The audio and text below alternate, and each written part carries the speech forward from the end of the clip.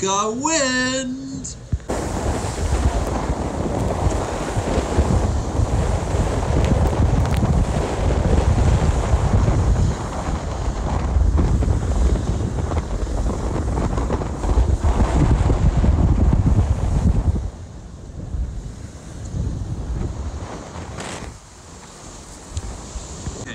It's me, and that's that wind, and there's this crazy, really high depression in between New Zealand and Tasmania. It's going to make Hobart uncomfortable.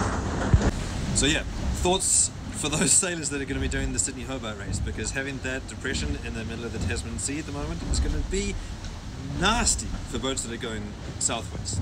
But more importantly, for me at least, is it's providing pretty strong south, primarily southerly winds that allows me to reach towards the east, and over the past couple of hours I have gone more east than Violette, than Tanguy, than Benjamin Ferry, and so that's exciting because I'm the one that's got the wind at the moment. I went looking for this for the winds coming off this depression in the Tasman.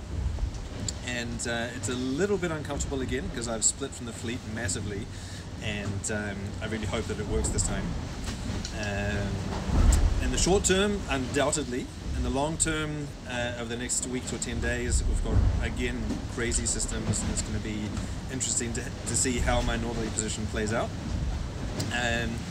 But for the moment, it's pretty cool to be moving along solidly. Last night I had 30 knots of wind and was reaching with 2 reefs in the J3 at almost 30, well, I think I did hit 30 knots of boat speed at one point. And then it completely shut off in the span of a couple of hours, went from 30 knots to 6 knots, and I was terrified that this option was not going to work at all. But little by little, over the course of the beautiful sunny day that we've had, the wind has come back, and my spirits as well. So fingers crossed that this option works.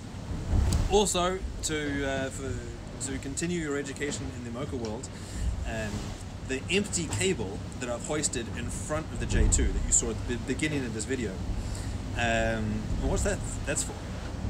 It is called the chicken stay, or in French the faux câble, the false cable, and it's there just to help support the mast. On this boat, the J2, or the fractional forestay, is really, really low, and so that means that you've got lots of sort of empty mast whipping around up there, and particularly when I start to take a reef, then that means that I've got a lot of mast that can sort of wave around up there, and so by having another empty forestay that helps constrain that the masthead, then that helps keep the mast pointing upright, so that's good news.